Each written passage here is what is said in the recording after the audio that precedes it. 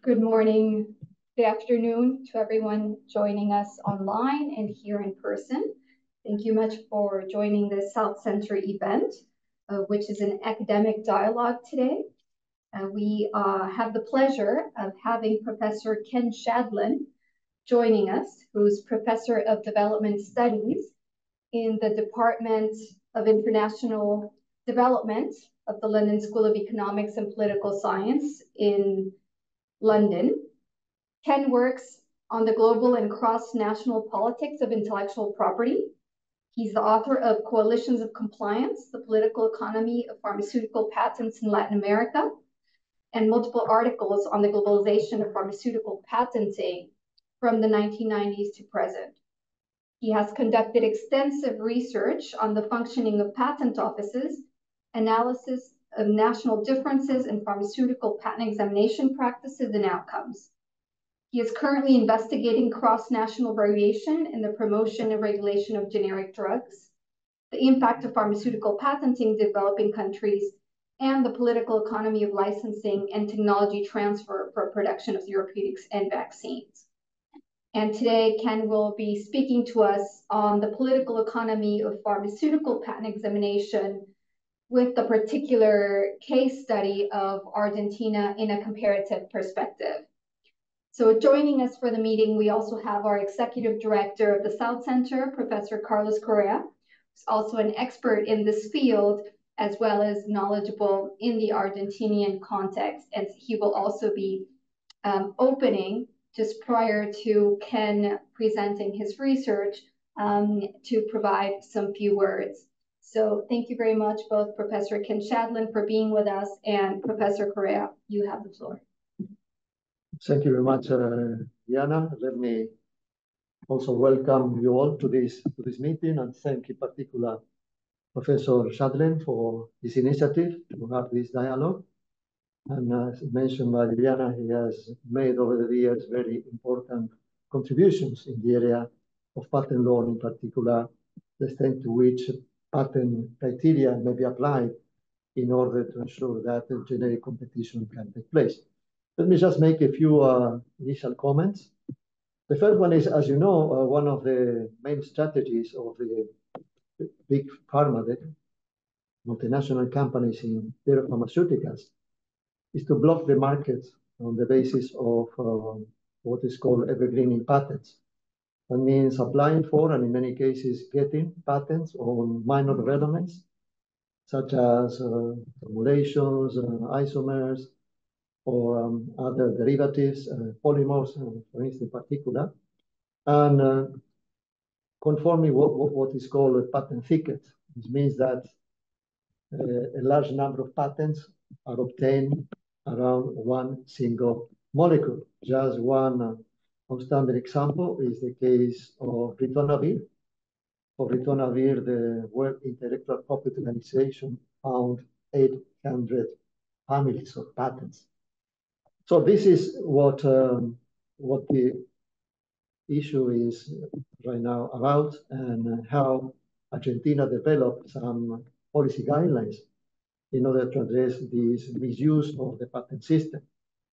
Interestingly, in the case of Argentina, there was a case that was brought by Bristol Myers against the Ministry of Health that helped to create consciousness about the importance of this issue. In that case, there was an importation of ridanosine made by the local company. And Bristol Myers, as you know, Bristol Myers did not develop this drug, but just got a license from the US government to use the drug. Bristol Myers had obtained a patent, which is now shown on the screen, on a slow release formulation of ridanosine. And then when the importation took place, Bristol Myers went to the judge and argued that the Ministry of Health was in violation of their patent because it was a clear infringement thereof. But quite clearly, there was no infringement because the patent covered only a slow release formulation, an enteric coating type of formulation. and the danosine, which was imported, was not in such a formulation. But in any case, the judge was convinced that there was an infringement, and in 48 hours, the judge granted a provisional measure that prevented the Ministry of Health to import the danosine, which had a major impact because for almost 6 months until this measure was reviewed, it was not possible to distribute this medicine. And interestingly, if we look at the second slide, Bristol Myers had a very, very interesting record in terms of using the patent system in order to prevent generic competition. This is a summary of the decision taken in the United States, in which the U.S. Federal Trade Commission said that through Bristol's decade-long pattern of alleged anti-competitive acts, Bristol avoided competition by abusing federal regulation in order to block generic entry, deceived the United States Patent and Trademark Office to obtain unwarranted patent protection, will be generic rival over 70 million, not to bring any competing products to market, and file baseless patent infringement lawsuit to deter entry by generics, U.S. Federal Trade Commission 2003. And this is exactly what this company did in Argentina. So this created an environment in the Ministry of Health, and they need to look at this. And then the Ministry of Health decided to initiate a study on what kind of patents were granted in Argentina in the pharmaceuticals, and was requested to lead the study. A very interesting transdisciplinary team was established, and almost 1,000 patents were reviewed one by one in order to see what kind of claims it contained. And of course, the conclusion, as you may guess, was that most of the patents granted in Argentina were just about evergreening patents. This was a very hard work because of the way in which dissemination of the patent information was done in Argentina at that time, and also because, as you may know, it's a practice by the pharmaceutical companies not to mention the generic name of the drug in the abstract or even in the specifications, even in situations when the generic name is already known. So this then forced the team to look at every patent and try to identify which product was actually covered. And in some cases, interestingly, it was not possible to know which was the product that was actually covered by the patent. But then this study then led to the very clear conclusion that there was an abuse of the patent system. And the Ministry of Health decided to work together with the Ministry of Industry and the Patent Office in order to develop guidelines to examine patent application in pharmaceuticals in a manner that will ensure that patents are granted when there is a real innovation, but also to prevent that patents are granted just to avoid legitimate competition. And this led to the discussion and adoption of the guidelines that were approved in 2012, which we are going to see now what the outcomes of the application guidelines has been. And again, these guidelines were developed by an interdisciplinary team. We were lucky because one of my former students at the university was both an expert in pharmaceuticals and in law. And she was working at that time with the Drug Regulatory Agency, and she helped a lot to put these guidelines together. But then last comment is that the guidelines were very much inspired and based on the document that you can see on the screen. These were the guidelines that were published by the World Health Organization, ICTSD, I know NGO existed at the time, at UNCTAD, on the examination of pharmaceutical patents with a public health approach. And if you compare the Argentine guidelines and these guidelines as published, you will see that they are fully consistent and the role that this document played in developing this instrument. And then this is important to mention that the authority of this document, in particular, the fact was published by the World Organization. A later publication was also done by UNDP on the same guidelines. It was very important for the people in the government to be convinced that these guidelines have the sufficient rigor and scientific support in order to be implemented. Well, thank you much again, Professor Shadlen, for your participation here. And I will be pleased to make some comments after you let us know what the outcomes of the application of these guidelines have been. Fantastic. Vivian, should I just sit here? Or should I move? Oh. Yeah. Just open up here. Yeah, that's you on it. Slides Okay. for you. To move here? I'll be on right here. Yeah.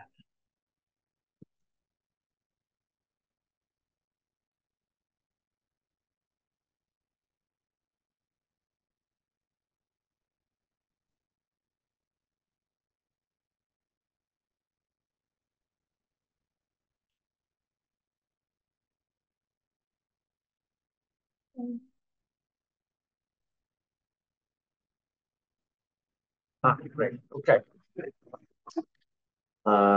So thank you very much. Thanks for the introduction and hosting me here, Viviana and Carlos, and thanks for those introductory remarks. Thanks for those who are here, and also I see there's a lot of people that are online from all over the world, actually, which is wonderful to see. And I know that Juan and Peter, I think, are going to make some comments after. So this is work that I've been doing for a while jointly with, it's funded by the British Academy and Leverhulme with a grant that we got a few years ago. And I'm doing this with Eduardo Mercadante, who's a PhD student in my department, and Bhavin Sampath, who's a colleague who I've been working with on these topics for ages. So obviously the context here, I think, is known for just about everybody who would care about this topic, but it's worth just reminding us, which is the sort of the spread of patents on pharmaceutical products, which is the result of the TRIPS agreement, which in particular, this one particular article, which says that countries can no longer exclude pharmaceutical products from patentability. And the graph at the bottom essentially looks at the number of countries in any given year in which pharmaceutical products were eligible for patents. And it picks up in the 1990s before TRIPS comes into effect itself. And it's sort of, by 2005, when all but the least developed countries, all the transition periods are over, pharmaceutical patenting is essentially globalized. And this sort of event, or series of events, but this graph, I think, has inspired a ton of research over the years. I mean, Carlos has been one of the leaders in sort of this, and a lot of the focus has been about sort of variation in how countries implement their new obligation. In theory, sort of a lot of literature about what countries can do, what the flexibilities are, what's allowed, what's not allowed, which is really much in the area of law. And my research has largely been about sort of taking that a little bit further and asking not just what countries can do, but what do they do? Why do countries react to this new set of global imperatives to introduce pharmaceutical patents? Why do they do it differently? Why do their different pharmaceutical patent systems around the globe look and function differently? And what are the effects of these differences? I think that most of the research in this area, I'm by no means alone in this, most of the research has been in these two areas of people looking at the topic of compulsory licenses, obviously a very hot topic right now with what's been going on in Colombia. But the other one, which is what I want to focus on, which follows off what Carlos said in his introduction, and that's why I have it sort of bold and italicized here, are what the patent offices do, how they go about examining the applications that arrive in the offices around the world. So the guidelines that were just mentioned by Carlos at the beginning came into place in 2012. These are modeled on the UN guidelines that I just mentioned, what the Argentine guidelines do. And at the bottom right is a little QR code if you actually want to see the guidelines in like what they have, what they include. It looks at 13 different types of patents and patent claims, only for pharmaceutical products. This does not apply to biologics per se. And it essentially gives instructions to the examiners of sort of what you should consider in examining these. Sort of, it's not saying that these types of claims are illegal or prohibited. It's just sort of, these are the sorts of things that you should look at that should bias you towards rejecting them. How to more rigorously apply conventional patent law to these sets of claims. And that's sort of what I highlighted in the yellow is essentially what these are, instructions. This followed the study that Carlos just mentioned, in which they found all of these patents that were granted that had claims on them that were about sort of formulations and sort of additional forms of known drugs, which I'm going to refer to in just a moment as secondary patents. And it was issued as a joint resolution between two ministries and the patent office. And it went into effect exactly today, 12 years ago. So it's a good timing to be talking about this on the 8th of May. And one of the things that makes this an interesting thing to study is that when it went into effect saying any application that has any application from this date onward will be examined, and the decision will be based on these guidelines. So there's a clear, from a researcher's perspective, there's a clear before and after. There was the world before the guidelines went into effect and the world, the guidelines after they went into effect, and which I'll come back to in a minute with some of the data. And this wasn't the first time that the guidelines, Argentina following TRIPS began allowing pharmaceutical patents in late 2000. So it took advantage of about half of the transition period that was allowed. And a couple of years after that, the guidelines were revised to prohibit second medical uses. So these, in some ways, sort of built on those. So the four questions that I want to spend the time today is sort of looking at whether or not these are effective, why they work, why they have persisted. Second and third are political economy issues more than the guidelines per se. And then sort of some broader thoughts about what it means to have this sort of a pharmaceutical patent system. And I'll try to get through this all in about a half an hour or so and leave time for the comments from Peter and Juan and also from people in the audience. So the general distinction here, just to be clear, is like Carlos said, that ritonavir has 800 different patent families. And most drugs will have multiple patents attached to them. 800 is excessively high, but the number is never going to be one. And they'll usually have a patent on the compound itself, which is what we're calling the primary patent. And they'll have patents on additional forms of the compound, different formulations. So the BMS patent that we were just talking about is one of those. Patents on the compositions, whether it's a form of a tablet or a capsule or a syrup and so on, perhaps the dosage, uses and so on. These are all just different types of product patents that we would call secondary patents. These are not pharmaceutical process patents, not how to make it. Those were already patentable in many countries, including Argentina. What was new was the requirement to have product patents. And so Carlos mentioned that labs will file multiple patents, sequentially try to sort of build a big patent base, sequentially filing them on different aspects, primary and secondary.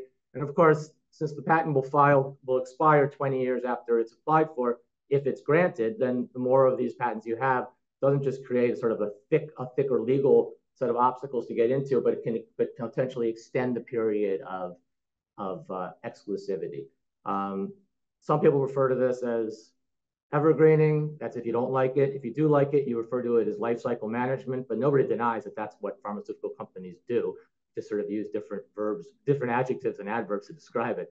But nobody denies that that's what you do. You apply sequentially lots of patents and try to extend your period of exclusivity. This diagram at the bottom is just sort of trying to illustrate that in very simple forms and sort of really, I don't have a clicker here, but sort of does generic competition start when the top line ends, or does it stop sometime after that when one of the secondary or all the secondary patents expire, or when the second line ends? And that's really the question of whether or not how many of these patents are granted. So I've been researching this for a while. This is work that I mentioned Bob and Sampat at the beginning. Bob and I have been doing this for quite some time, working on this. We've looked at this mostly in the cases of Brazil, India, and Argentina, which all have have introduced different approaches. They look very different. We regard them as sort of functionally similar, although very different in institutional design, to try to reduce the grant of these sorts of patents. Those three sort of pictures at the top are sort of from 3 articles that he and I wrote now quite a while ago. So, you know, the late 20 teens. The basic approach that Lavin and I have taken in these papers is essentially you get a set of patent applications filed in each country. So here it's different than the sort of the analysis that Carlos mentioned, which is looking at granted patents. We're looking at applications that are filed in each country. We code them each, whether it's primary or secondary, essentially trying to sort of replicate those two pictures that I had 2 slides ago. And then we study the national prosecution histories. What happened? And the outcomes. And then we also have been doing field work within countries and talking to actors who are involved to try to understand what's actually going on. I don't want to spend too much time on the background. This is just the context. But sort of the main findings that came from these papers is that we were underwhelmed by the effects that the restrictions on secondary patenting were having, at least directly in Brazil and in India. We referred to this as the gaps between the laws on the books and the laws in practice. Keep in mind that these papers were published in 2015, 17, and 18. The Brazilian system no longer exists. It's been abolished. The Indian system might have changed. I think there are people on the call from India, so hopefully they can. I don't want this to be a presentation on India, but we'd love to hear about how things have changed. But the short version of the India result was that just about every patent that was rejected using the instrument in India of 3D was also rejected using traditional patentability criteria, which is why we say the direct effects seem to be less than meets the eye. But we can come back to that. In Argentina, the examination guidelines seem to be more effective. They appear here, the laws on the books and the laws in practice appear to be more aligned. You'll notice that on the slide, if it comes across, that I've italicized appeared and seemed, because we were very careful to say that the results in those studies were only suggestive. We only looked at Argentina in one of the 3 papers that are on this slide, the one in the middle in research policy. And we actually had very few applications in our data set that were decided after the 8th of May, 2012. So it looked like things were changing, but our data was mostly looking at applications that had their final outcomes before the 8th of May, 2012, with but a small share after. So we felt the best we can do is say, it looks like they're working. We need to do more research. So here we are. So what have we done? Yes. It seems that the slides are not showing the change for the remote participants. So let me just go to settings. The slides are not showing. They're still stuck on the first slide. So let's just redo the screen share.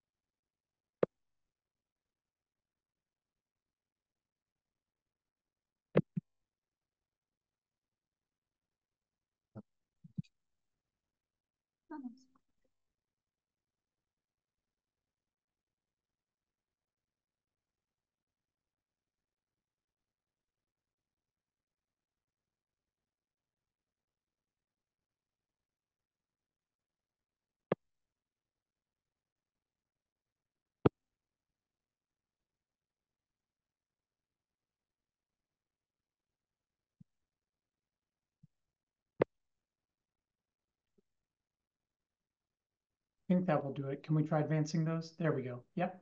Oh, good. Can you see those now? Yes, we've got it. All right. I won't go through everything. I'll start where I was, but these slides will all be made available. So can I? Here. Go back. Oh, I see. Okay. Yeah. So I think I had gotten to here where I was just going to explain what we actually did in this bit of research. So sorry that you couldn't see the slides before. Hopefully what I said was followable anyway. So we look at all patent applications. We start with all patent applications in all fields that were filed in Argentina in this 20-year period. And then we identify which of these were the ones that were pharmaceutical. And one of the interesting things, of course, doing research in this area it's one of these things that I think people who don't do research in this area think must be simple, are surprised, is that it's not always easy to identify what the actual field is, because the IPC categories and technological classes don't actually, the industrial sectors don't match as well as we'd like. But we then were able to say these are the pharmaceutical patent applications filed in Argentina in this period.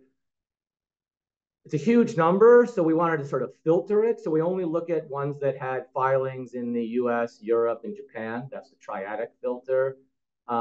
We also only looked at a quarter of the applications filed in Argentina each year, just simply to reduce the workload. So we just picked 3 months. So those are the 3 months of filings for each year. And then we only looked at applications that had final outcomes. So if they were still pending, we dropped those. So that gives us a little bit more than 3,000 applications.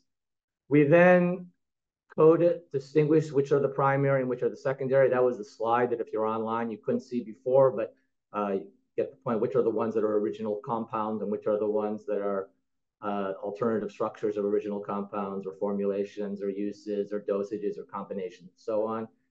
This, we use the coding guide, which is the same coding guide that Sampat and Shadlen have used on all of these papers, and Bobin had used with a colleague looking at the US earlier, in which an expert, it's basically a consultant, is given all the applications and a coding guide and saying, you know, each claim of each application coded according to what it is.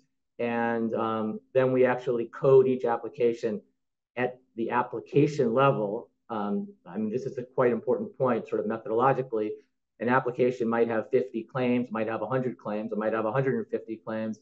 They could all be for uses and formulations, but if there's one claim in there, usually first, but if there's one claim in there that's for primary, we call it a primary patent. So we're coding at the level of the application.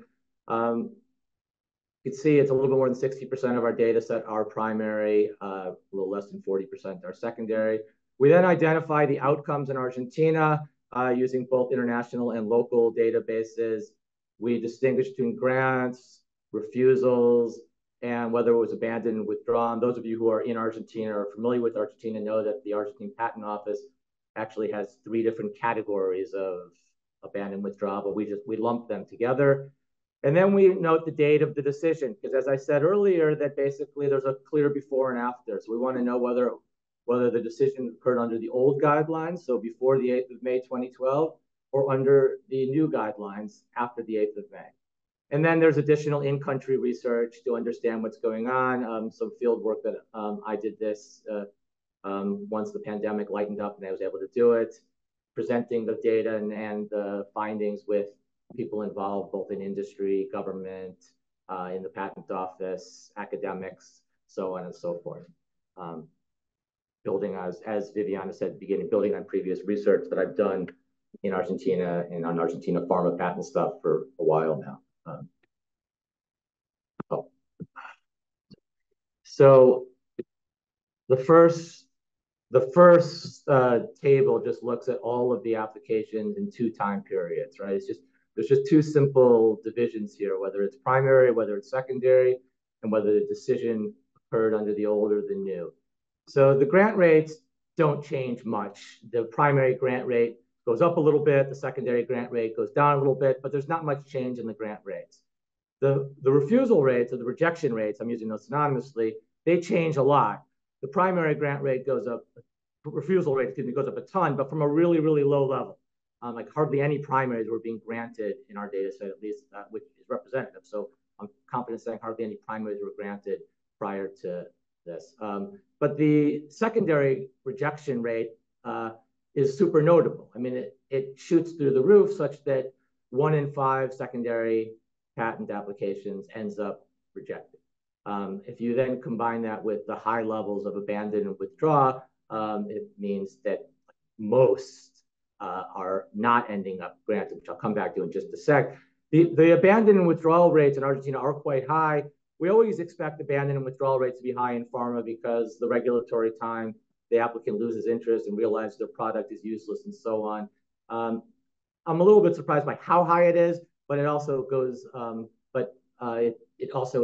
it decreases with the guidelines as well. We can come back to that. I'm gonna This next slide, I keep on hitting the wrong button here. I'll figure it out eventually. The next slide is the same data, of course. It's just one data set, but it looks at it over time.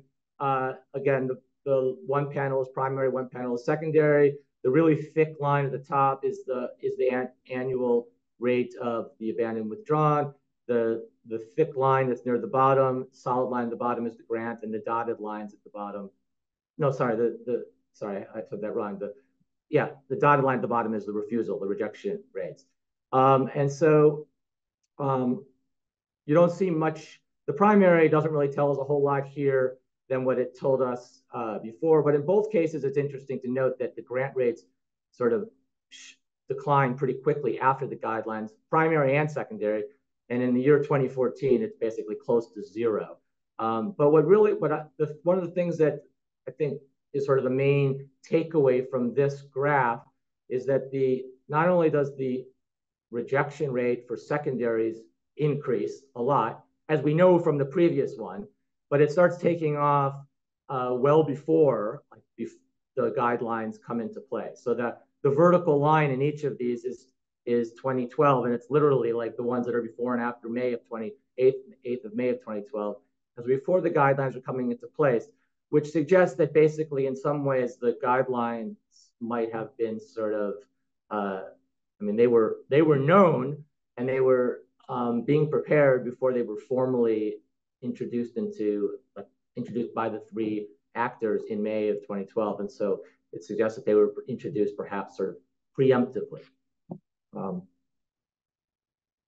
So this last slide on the effectiveness question takes out the abandoned and the withdrawn. Now we just want to say, like, okay, when the patent office is making a decision, what kind of a decision is it making?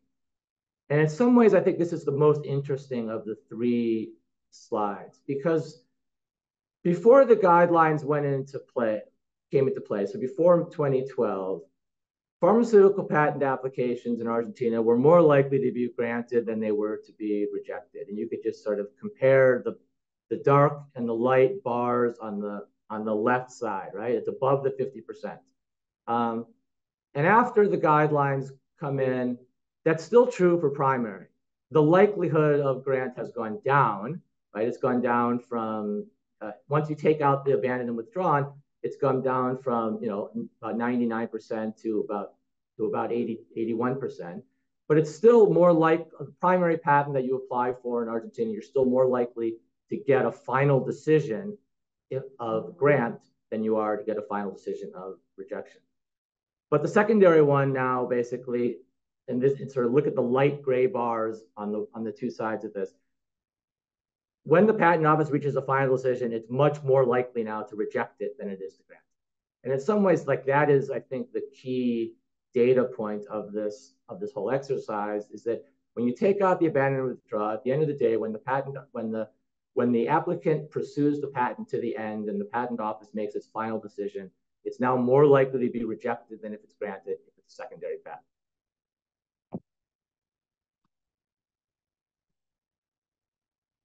So there's a lot more data work that Eduardo and Baba and I will do. We want to update some of the applications that were pending but now have final decisions.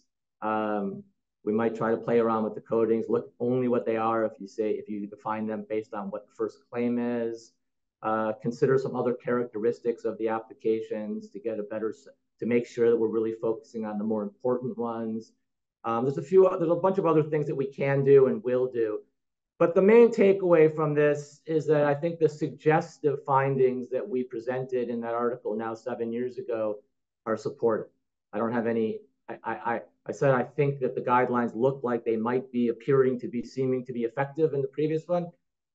I think that I feel confident saying that. The guidelines in 2012 that were introduced 12 years ago are effective, particularly in minimizing the grant of secondary patents.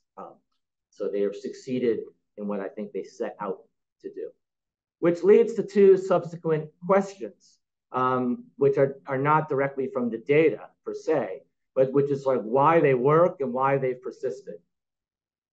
I don't want to spend too much time on this because because I want to leave time for the Q&A and for the comments, and further discussion. But I do want to sort of make a couple of points here. I think you could think about both of these questions, why they work and why they persist, in sort of two dimensions. The first column on this table is sort of like the design of them, the way that they were designed. And the second is more about the political economy, the actors, and who wants what and who does what in society and the state.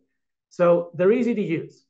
They're simply instructions. That was the yellow part that I put on the on that original slide. Like, these are just instructions for like what examiners should do. All countries have guidelines with instructions. These are just really good instructions if your objective is to minimize the grant of secondary patents. It doesn't require any interagency coordination. The Brazilian system that we studied, which was abolished 3 years ago, required coordination between the Patent Office and the Ministry of Health in a way that turned out to be untenable. It's not reinventing patent law. They're not coming up with a whole new sort of like a whole new legal figure like what Section 3D does in India. It's just basically, here's traditional patentability guidelines. This is the way patents are examined around the world, but here's how you should apply them in a country in which you really care about not allowing a lot of secondary patents. I think they're actually aided by the fact that Argentina is not in the Patent Cooperation Treaty. It's not just that the Patent Office gets fewer applications than a lot of other countries do because it's not in the PCT. So applicants have to decide earlier whether they're going to go to Argentina. But the applications that they do get don't arrive with the preliminary reports that are being done and based on sort of an alternative vision of how patentability criteria should be applied. We were just chatting before about like the litigation against these. These have been under attack since basically the day they were drafted. They were probably under attack before they came into place. But none of the litigation has succeeded against these. They're very difficult to attack in court because they're not cited when the Patent Office, to the best I understand, rejects the application. It doesn't say we rejected the application because of the joint resolution from 8th of May 2012. They say we rejected the application because it lacks inventive step, or it lacks novelty, or it lacks the sufficiency of description. It cites the patent law, but of course, it's citing the patent law based on the guidelines, but the guidelines themselves are not sort of there on the front line in the way that a lot of sort of you can imagine they would be if, well, as we in some of the other research we did in the other cases where the actual provision itself was on the front line and therefore easier to attack. There are also coordination challenges for revising these.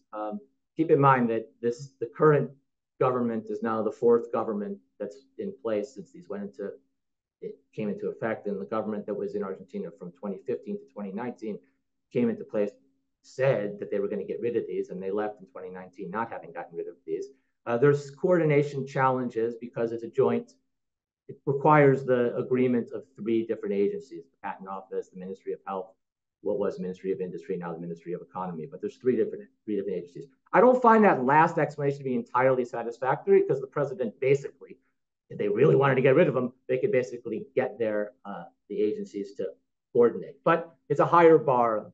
But let me just turn to what I think are sort of flesh this out with some more, I think perhaps more interesting sort of political economy dynamics. And here we can't underestimate the important role that the local industry in Argentina plays in sort of monitoring and providing oversights of these.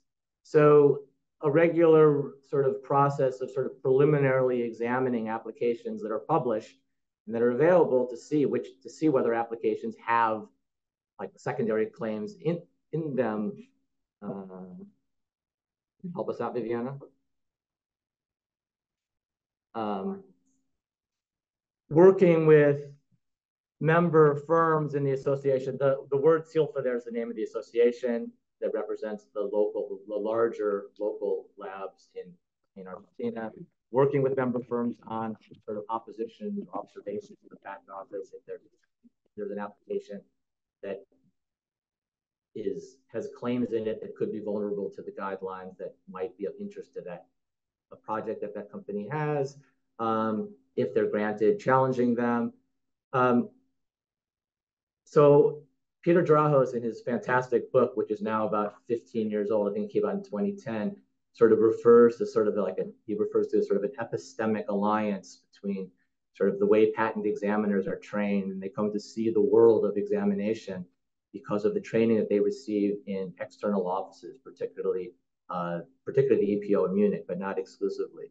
And in some ways, when I am watching this sort of play out in Argentina, I feel like I'm sort of watching the Draho story in reverse, and that basically there's sort of a tight alliance between industry, many civil servants across different parts of the state, academics that are pushing and have helped the patent office sort of internalize an interpretation of how to apply patentability criteria that's different than the the vision of how to apply patentability criteria that, for example, Drahos talks about that would come from the EPO. So I think the guidelines have been very much sort of internalized, and that's sort of a function of the political economy.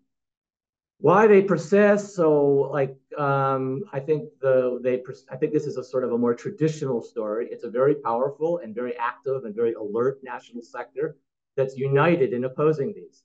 And so, what comes up over and over and over is that, yeah, we would like to change these, but we'd have to pay an exceptionally high price. Those are my words, but that comes up over and over and over again. And this has led to them being, I think, exceptionally stable, that they have survived now. Well, they haven't survived yet, but they seem to be surviving 4 governments since they came into place. I've seen no indication that the current government of Milei has an intent to change these. I've tried to get a sense of that. I think about a quarter of the decreto that it was issued, it didn't pass, but that it was issued in December, had to do with pharma and health things, but not the guidelines. And even the USTR seems to have sort of backed off, as I think Peter's going to talk about in a moment, even though Argentina is still on the priority watch list. And the India and Argentina start on the priority watch list. Like when the priority watch list started, it already has those 2, and then they have to fill out why they're on the priority watch list. But seriously, this is the first time since 2012 that the guidelines were not mentioned. Argentina is on the priority watch list for other things. And if they're on the priority watch list for the guidelines, maybe that's being communicated through diplomatic channels. But the written priority watch list that just came out in the special 301 report last week does not, for the first time, mention the guidelines. So I do feel that these have become a bit more, these have a sense of stability. I want to conclude with just some final sets of remarks. I've answered the question of are they effective? I'm confident that the answer is yes. I think I've tried to address the question of why they work and why they've persisted by looking again at sort of the way that they're designed and some of the state, society, political economy dynamics.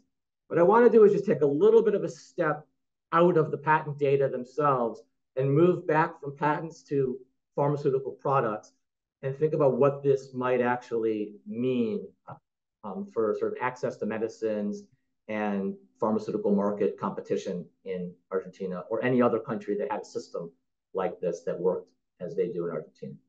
So again, remember that the analysis that we did is all based on applications. It's not based on products, right? So we can't tell you about any given product, whether it has a primary or secondary. We started with applications, then we went to pharma. We don't look at, they're not landscape to products. Pharmaceutical secondary patents are difficult to obtain in Argentina. We know that. And that's a result of the guidelines, using the term that's used locally. So the question we have to ask is, for any given drug, let's just assume that that drug does not have a secondary patent on it. Does that drug have a primary patent on it in Argentina? If the answer is yes, then what the guidelines do is they avoid the extension of the terms beyond the primary. They prevent evergreening. That's what they do. That means that basically generic competition could start after the primary patent expires, perhaps. So that's the same graph or little diagram I had on before. I think the online audience didn't see that, but now I put in the red line. It's like the period of exclusivity ends when the primary patent ends. But what if the answer is no? What if the drug doesn't have a secondary patent in Argentina, but it doesn't have a primary patent either? There's lots of reasons why this might happen, right? It could be that there's no application on the primary that's filed in Argentina. It could be that it was filed in Argentina, but it wasn't granted. It could be that it was a Marcouche application for a Marcouche patent, but the actual version of the drug that was commercialized wasn't one of the things that was specified. And one of the things that the guidelines does is restrict the grant of Marcouche to the products that are mentioned in the application. So it could be that there is a primary patent, but it doesn't actually cover the product that's on the market. It could be that it is there's an Argentine patent that was primary that was filed in Argentina, granted in Argentina, covers it, but it's not respected. Right? There is launch at risk in many countries of the world, including Argentina. So for some combination of those, it's possible that we might have a situation in which there's no secondary because of the guidelines, and there's no primary either.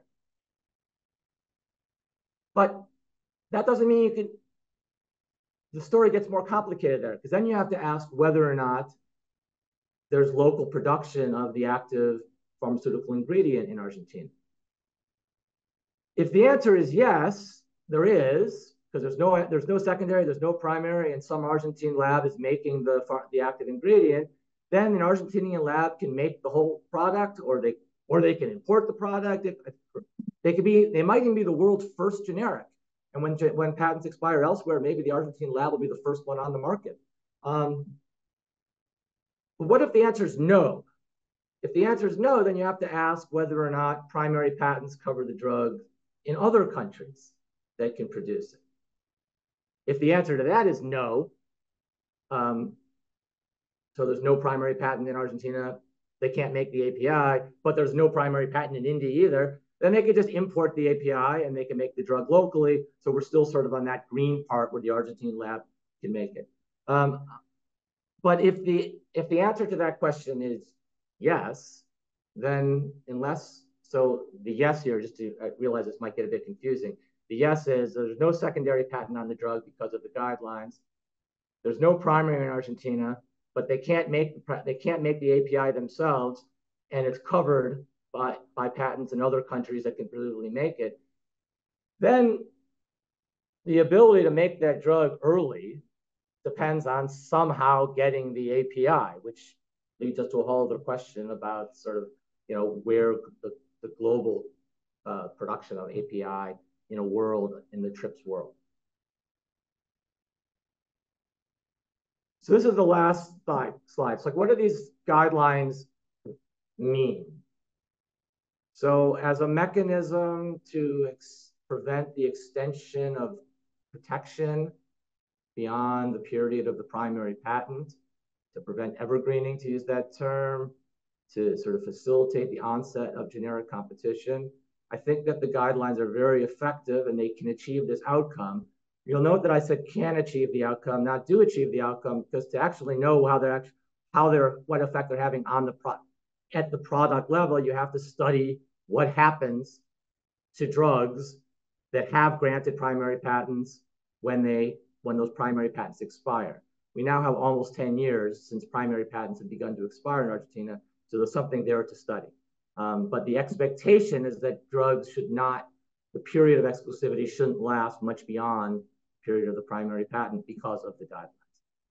As a mechanism to sort of call it a more ambitious, more lofty one, to sort of expedite early competition, to almost recreate a world like the world was before that graph that I put on at the very beginning about the globalization of pharma patenting, where new drugs are essentially born multi-source in many countries.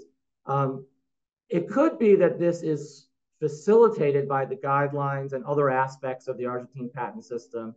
It could be, but the effects that this have depends on access to the active pharmaceutical ingredient, which is what the previous sort of confusing yes-no chart was about, whether they can be produced locally or whether it can be imported from another country.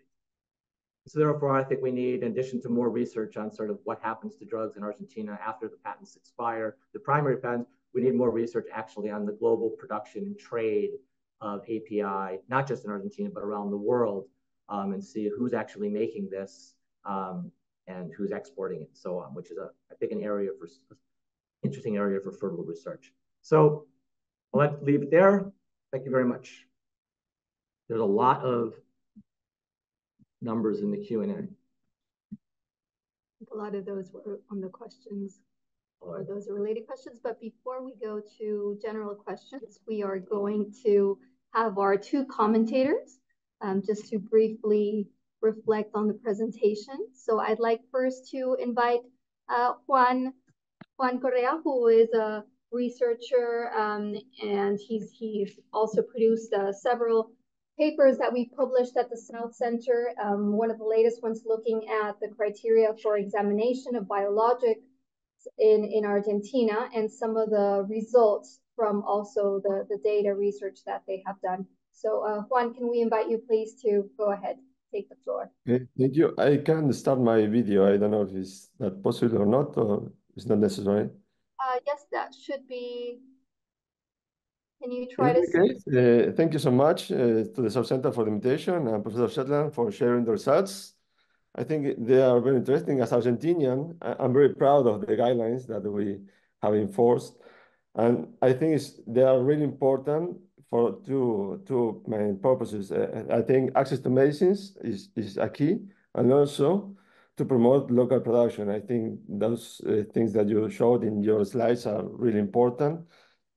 I have a question for you that maybe I can have later regarding the impact of the PCT in the guidelines, because Argentina and Uruguay now are trying to move forward to the PCT ratification. So I am wondering whether this will affect the implementation of the guidelines. Also, I think, and I concur with you, that the CILFA, the Chamber of Genetic Laboratories, are very important in the coordination and maintenance of the guidelines in Argentina. I think they are a key player to answer the question why they are sustained. I think that they are fundamental for this. Also, I wanted to mention, and you also discussed this in your presentation, regarding the legal action that the pautas or the guidelines were subject to, because CAEME, that is the Chamber of Multinational Laboratories, initiated an action in 2013 that is still pending. So we are more than 11 years now from this action. But in the course of these years, several judges in first instance, they are also elaborated jurisprudence regarding the pautas. You mentioned well that in the actions, they don't directly mention this, but in some cases, and we have one case in 2021, that the judge said that the pautas are part of the internal criteria of the patent office. So they are fully used and they are not subject to any constitutionality observance now, because the main issue, the action that CAEME brought, is the constitutionality of the guidelines. But since they are not questioned, they are still in place, and we have several judges and several cases that they say that they are constitutional in any case until anything is said in this issue. And finally, I also wanted to mention, and to further add to your investigation, that the pautas are mainly applied for chemical pharmaceutical products. So last year, we took like a colossal initiative to study this in biological products, in particular with monoclonal antibodies.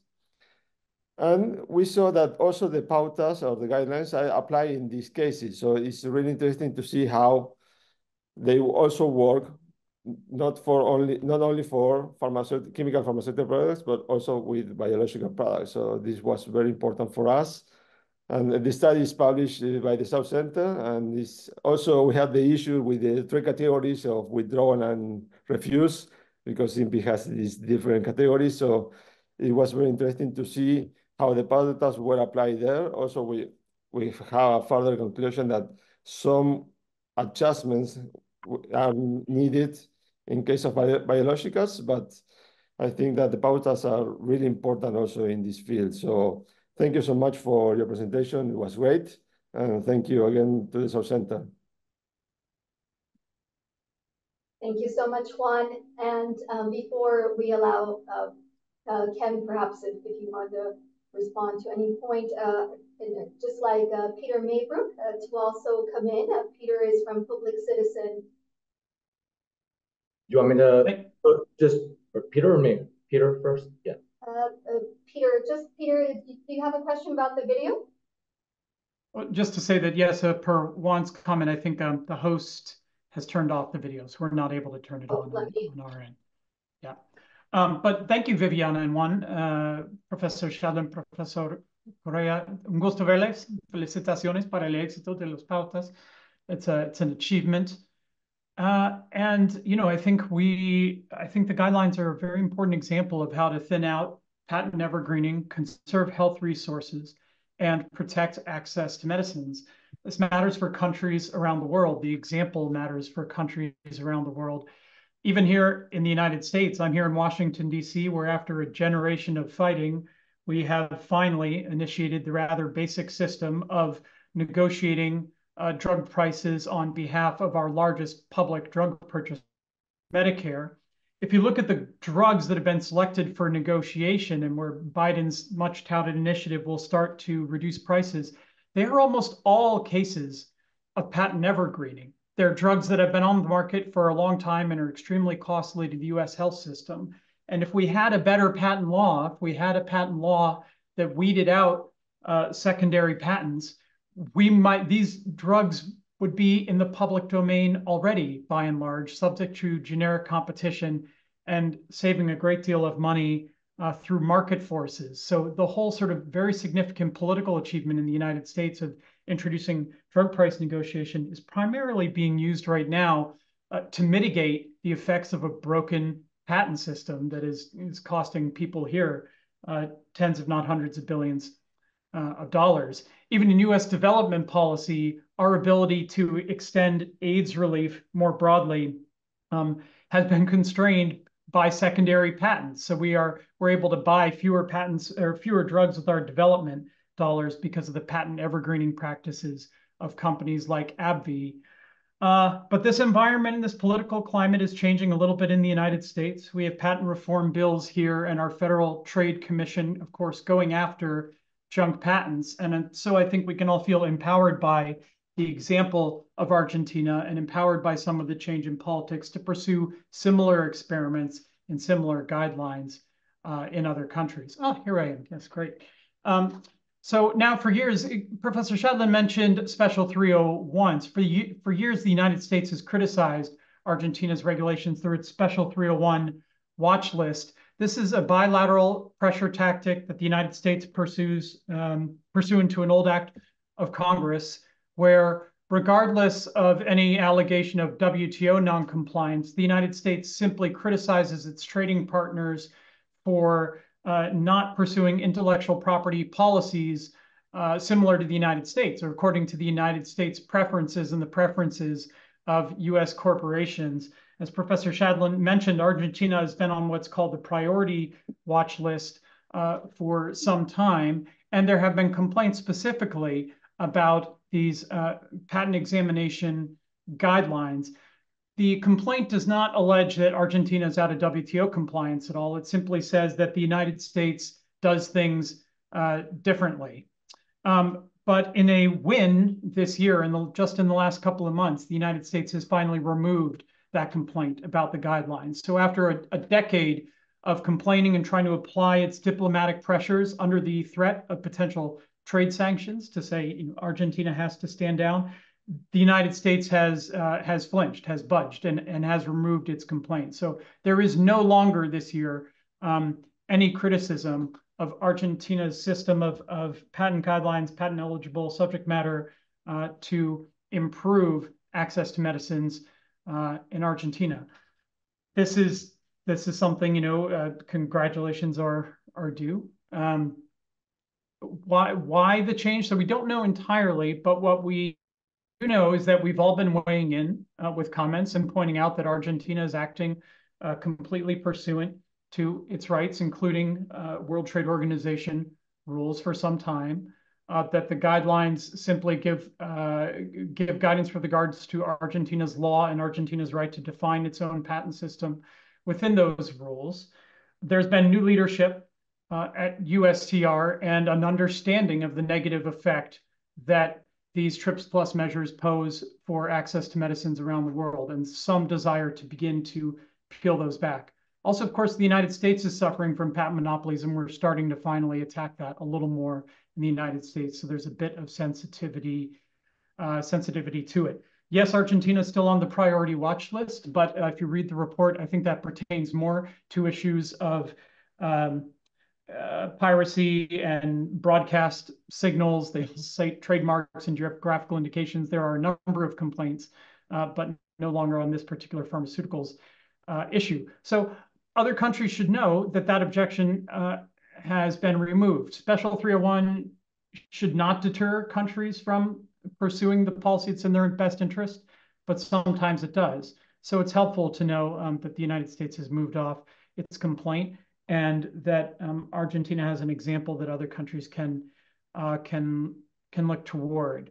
There's perhaps more to say about that change, but I've said a lot, so I can pause. I'll say that this sort of change in the international climate, it's nascent, and so it's appropriate to be vigilant. We should be lifting up the story of the guidelines, as Professor Shadlen does. We should be lifting up the change, the acceptance of the guidelines internationally, and tell that story. It's helpful as we go forward, when countries are working on implementing reforms to improve access to medicines, that they sort of work, that they address process concerns as best as they can. And that helps them, helps them stand up to criticism. So I'll pause there, but thank you for the example. Thank you for demonstrating its efficacy, Professor Shadlen, and let's work together to end patent evergreening and support access to medicines for all. Thanks very much, Peter, and thanks, Juan. Let me just quickly say a couple of very brief responses and then turn it over to questions. But I had noted 3 things here that I just wanted to say. One is, I think we do need to be careful how we talk about them, and I wouldn't actually refer to them as defining patent eligibility subject matter. I think that actually defining them as patent, referring to them that way, actually, my feeling, I'm not a lawyer, but my feeling is that actually makes them more legally vulnerable. I think that basically the way to refer to them is basically the patent eligibility subject matter is what it is, but it's how to examine them. They are instructions for examination. I'm saying this with Carlos Correa to my right, and he can tell me whether that's correct or not. Juan, I thought your paper on biologics is fascinating, and I'm glad that you mentioned that. In our study, we explicitly exclude biologics. So like the way we define pharma is pharmaceutical, and then when some of the applications came back from the coding, if it was a biologic, they got stuck in there. We removed them from the sample. So I was explicitly not saying anything about biologics. It's just not part of our study. I think the fact that the guidelines are in some ways that were designed for pharmaceutical, they have pharmaceutical in the title, are useful for biologics as well, is absolutely fascinating and super important. And then the question about the PCT, I mean, my feelings about the PCT is that being a member of the PCT will make it harder to apply the guidelines effectively. And that's why I think I said this for 2 reasons. One is that Argentina will have more applications, but the more important reason is that the applications will arrive more with sort of internal search reports that are done by patent offices that are not haven't internalized these guidelines. And so it sort of creates a bigger hill to climb. Having said that, I don't think it would mark the end of them, because my sense that the guidelines have been internalized. And so I don't think it necessarily means the guidelines will get gutted or become ineffective. So how much the effectiveness depends on not being part of the PCT, I wouldn't say. I don't think anybody could say. I think that not being part of the PCT makes them more effective, and being part of it might make them a little less effective, but I think they could be compensated. I don't necessarily see that as the end of the world, like that if Argentina joins the PCT, which we've been hearing about for 20 odd years, that necessarily means the guidelines become useless. I wouldn't go that far. Not that you were going that far either. I think you were just asking me what I thought. Thanks.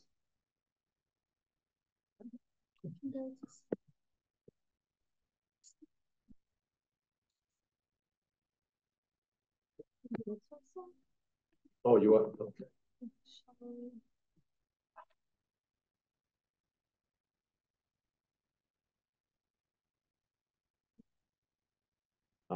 Question. Still the first slide. Yeah.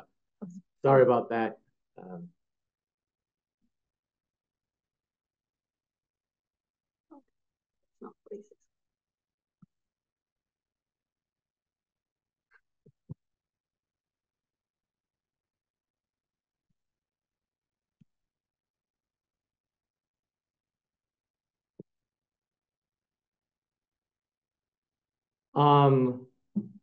So a question from Paul is asking me whether or not an implication of this is that developing countries should be careful to join multilateral IP institutions that make it easier to register patents across many countries at the same time. Yeah, I mean, I think there's lots of reasons why countries do or don't join different organizations, and there's all sorts of trade-offs. I do think that it comes with it comes with something they should be alerted to. As I was just saying, I don't necessarily think that if a country that has guidelines like this where they are embedded and internalized were to join the PCT, that it would just make the guidelines ineffective. But there could be sort of a temporal thing. If you don't have the guidelines, it might have been harder for Argentina to develop these and have sort of embedded them and made them so effective had they been in the PCT 15 years ago or 12 years ago. What do countries that do not examine patents like South Africa do? Even the conversation around building such a system requires expertise, human resources, and time. Do you think such countries, if they underwent patent reform, would first need to incorporate? So I know that this has been an ongoing discussion in the context of, particularly of South Africa, the non-examination of pharmaceutical patent or patents. And yeah, I mean,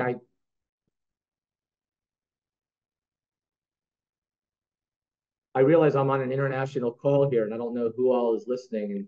But I mean, from my perspective, as someone who studies this, I don't understand why a country wouldn't examine patents. And so I just can't even start to understand why the logic of why you just wouldn't examine them at all. So should a country examine patents before granting them? It seems to me obvious, that they should. And then whether or not the country would begin to do so in the pharmaceutical area using guidelines like this, that's obviously a sovereign choice for each country to make. But one implication of my findings is that it seems to be an effective way to do it. And if what Peter just said a moment ago, which is that like the pressure is off and there's a green light, yeah, I don't have a problem saying that that would be a good thing to do, like a recommended. I could recommend that.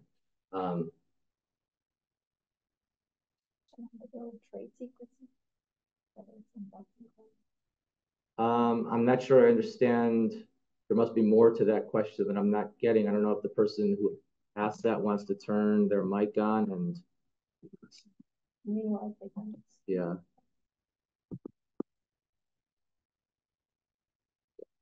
Can't scroll up. Oh, it's David Levine. David, maybe if you want to turn your mic on in a sec, if you're still there. I like your second question as well. Great talk. Thank you. Sergey, previous study was highlighted. Delay in examination is important. Yeah, delay. So delay in examining does, I think, I mean, it's essentially a filter. It's like a basically gives the applicants more time to realize that their application is not associated to a product that they're ever going to commercialize anyway. And so they withdraw them. So the delay, so sort of the slow prosecution basically contributes to the high level of backlog, a high level of withdrawal and abandonment.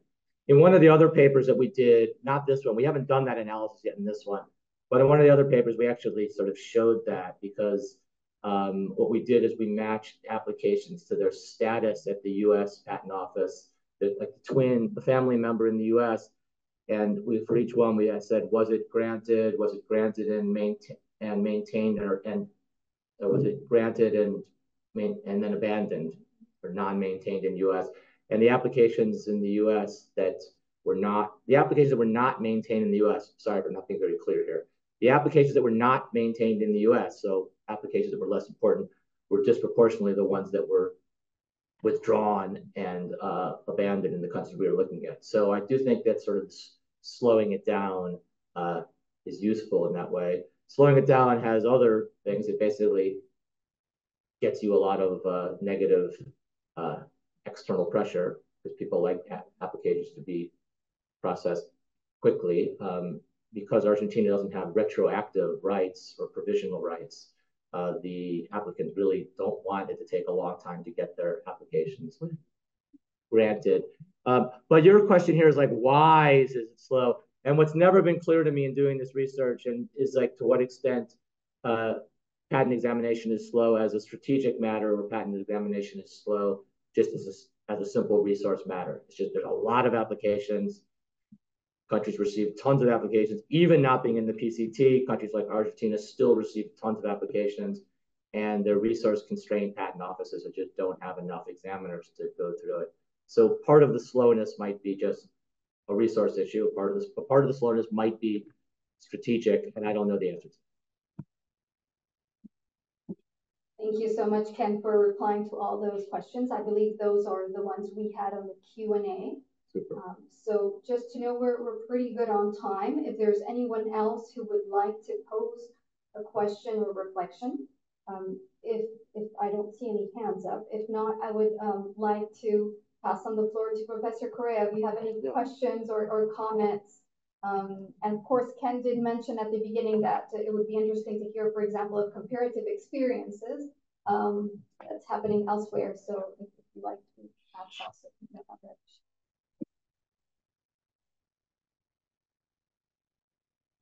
Thank you very much, Ken, for this excellent presentation and for confirming the effectiveness of the guidelines that were approved in Argentina in 2012.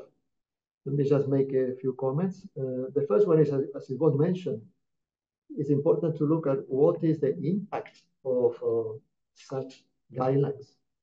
And the impact is that you give space to the local industry to develop.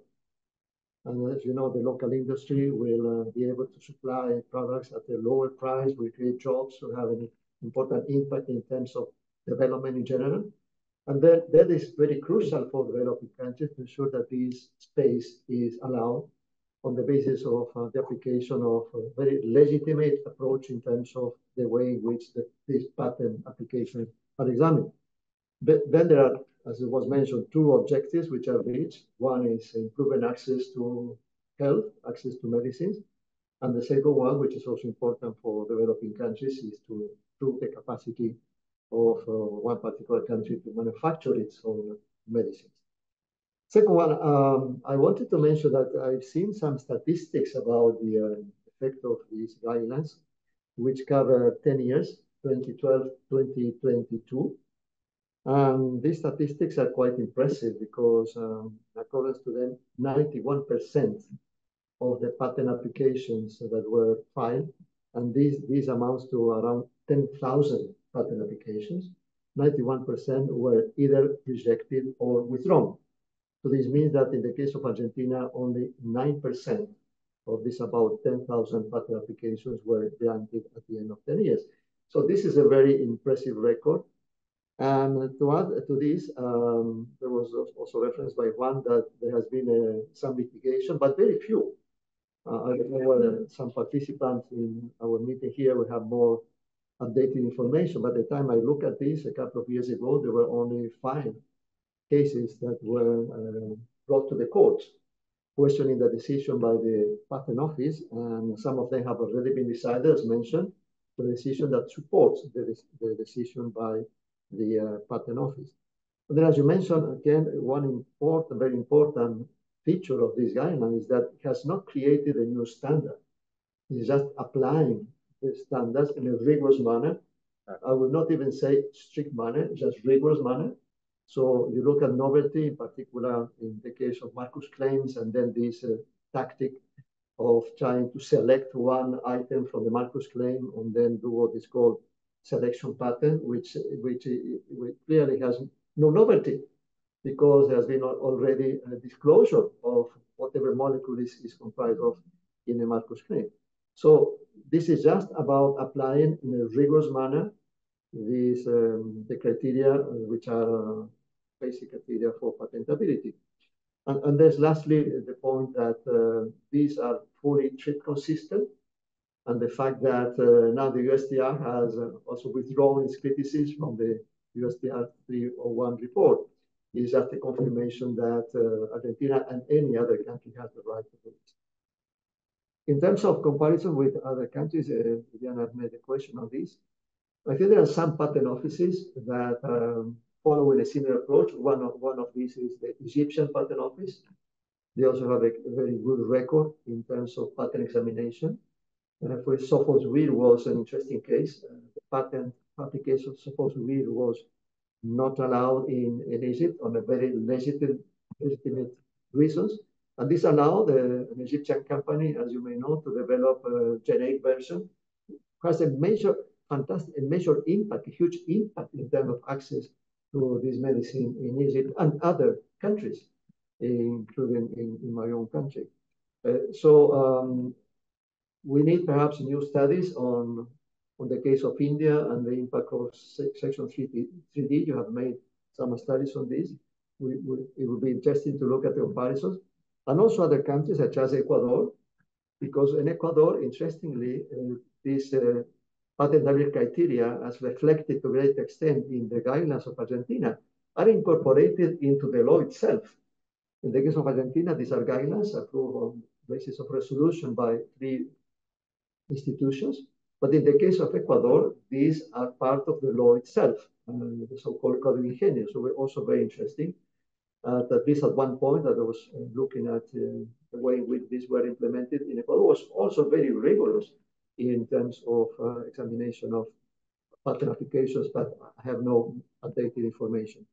So it would be interesting to look also the case of Indonesia, Philippines that have adopted the law, there's similar Section 3D, and to see what the outcome of this incorporation has been. So thank you very much again. I'm also very glad to know that there's been a real impact in terms of guiding the patent system, which has been actually established in order to promote real innovation, or not just this incremental or minor innovation or lack of innovation, which has been the abuse that big pharmaceutical companies are doing in the system. Ken, would you like to? No, just thank again to Carlos and to Juan and Peter, and also everybody who put their questions in the chat. Thank you very much. Thanks for having me at the South Center. It was an honor to be here, and thank you very much. Thank you, everyone.